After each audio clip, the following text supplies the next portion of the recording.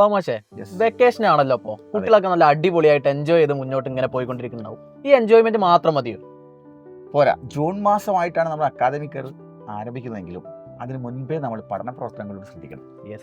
അതാണ്. മാത്രമല്ല സാർ, നമ്മൾ SSLC ആണ്. അടുത്ത വർഷം നമ്മുടെ പുതിയ ചാപ്റ്ററുകളാണ്, പുതിയ സിലബസുകളാണ് നമുക്ക് പഠിക്കാനുള്ളത്. തീർച്ചയായും. ഇതുവരെ നമുക്ക് 5-6 വർഷങ്ങളിലെ ക്വസ്റ്റ്യൻ പേപ്പറും അതേപോലെ ഒരുപാട് മെറ്റീരിയൽസ് ഒക്കെ ഉണ്ടായിരുന്നു. പക്ഷെ ഇനി അങ്ങോട്ട് അതില്ല. അപ്പൊ അത് കുട്ടികൾക്ക് പ്രയാസമാവും. ഇനി അങ്ങോട്ട് ഇതില്ല എന്ന് പറഞ്ഞാൽ തൊട്ടടുത്ത വർഷമില്ല. അതെ. അപ്പോൾ കുട്ടികൾക്ക് ഏത് ടൈപ്പ് ചോദ്യങ്ങളാണ് വരുന്നത്, മുൻകാല ക്വസ്റ്റ്യൻ പേപ്പറിന്റെ മാതൃക ഇല്ലാത്തതുകൊണ്ട് പാറ്റേൺ എങ്ങനെയായിരിക്കും വരുന്നത്, ഏത് രീതിയിൽ പാറ്റേൺ ക്വസ്റ്റ്യൻ വന്നാലും എങ്ങനെയാണ് എഴുതേണ്ടത് എന്നുള്ളതൊക്കെ അറിയണമെങ്കിൽ കൃത്യമായിട്ട് കുട്ടി സ്റ്റഡി ചെയ്തെങ്കിൽ മാത്രമേ പറ്റുള്ളൂ. തീർച്ചയായും. വളരെ കൃത്യമായിട്ടുള്ള ഒരു പ്ലാൻ അവരുടെ മുന്നിൽ വേണം.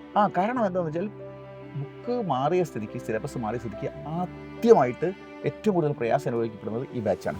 നെക്സ്റ്റ് ഇയറിലെ ബാച്ചിന് ആ പ്രയാസം അനുഭവപ്പെടില്ല.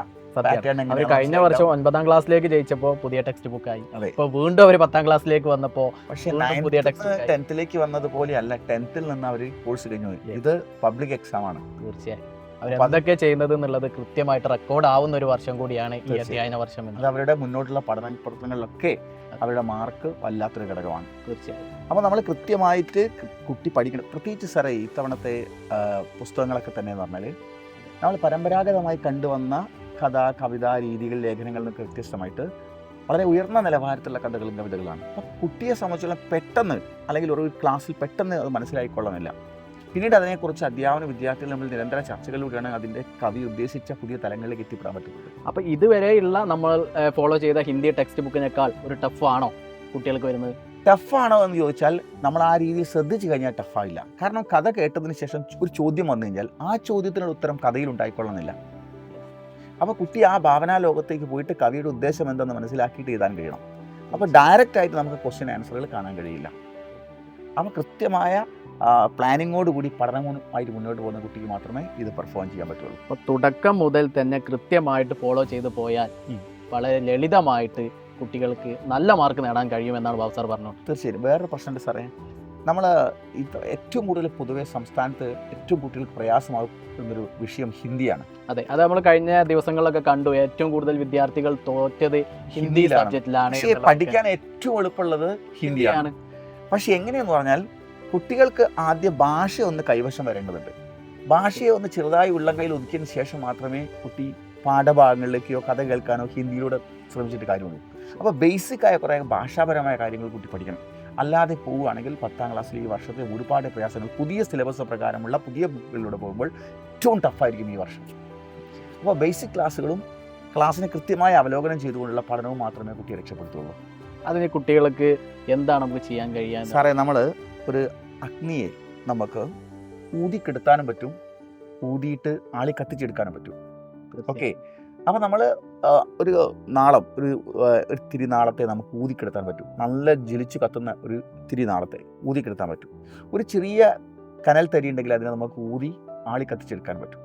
അപ്പോൾ ഈ കനൽ തരിയെ ആളി കത്തിച്ചെടുത്തതുപോലെ കുട്ടിക്ക് ബേസായ കൺസെപ്റ്റോടുകൂടി കാര്യങ്ങൾ അറിയാൻ കഴിയുമെങ്കിൽ മാത്രമേ ആ കുട്ടിക്ക് ഏത് ടൈപ്പ് ഓഫ് ക്വസ്റ്റ്യൻസ് വന്നാലും കുട്ടിക്ക് ഗംഭീരമായി പ്രകാശത്തോടെ പെർഫോം ചെയ്യാൻ പറ്റുള്ളൂ.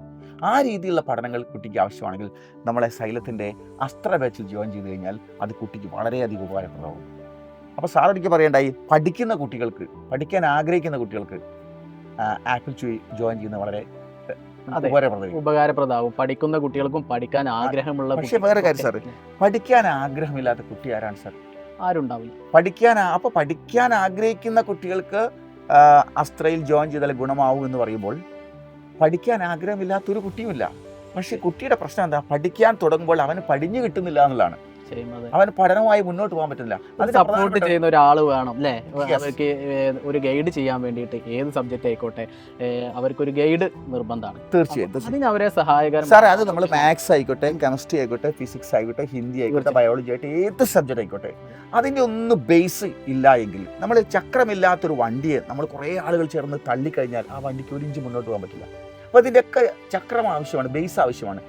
അത് പഠിച്ചുകൊണ്ടാണെങ്കിൽ ആ കുട്ടിക്ക് ഉന്നത വിജയം ഉണ്ടാക്കാൻ പറ്റുള്ളൂ. അങ്ങനെ വരുന്ന കുട്ടിയെ സംബന്ധിച്ചോളം ഓരോ പാഠഭാഗങ്ങളും പുതുതായി കേൾക്കാനുള്ള ഇൻട്രസ്റ്റ് ഉണ്ടാവുകയും ചെയ്യും.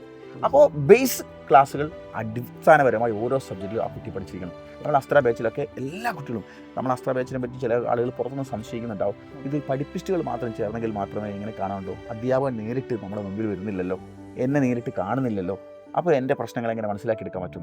ആ എല്ലാ പ്രശ്നങ്ങളും മനസ്സിലാവുന്ന രീതിയിലാണ് നമ്മളെ ക്ലാസ്സുകൾ പോകുന്നത്. തീർച്ചയായും അസ്ത്ര ബാച്ചിൻ്റെ പ്രത്യേകതകളൊക്കെ അടിപൊളിയാണ് എന്നുള്ളതാണ്. അപ്പോൾ അസ്ത്ര ബാച്ചിലൂടെ നമുക്ക് എല്ലാ ദിവസവും ലൈവായിട്ടും റെക്കോർഡഡ് ആയിട്ടും ക്ലാസ്സുകൾ ഉണ്ടാവും. ലൈവായിട്ട് നമുക്ക് ക്ലാസ്സുകൾ കാണാൻ കഴിഞ്ഞിട്ടില്ലെങ്കിൽ നമുക്ക് നമ്മുടെ സൗകര്യപ്രദമായിട്ട് റെക്കോർഡഡ് ആയിട്ട് നമുക്ക് അതിൽ ക്ലാസ് ഉണ്ടാവും, അത് കൃത്യമായിട്ട് കാണാം.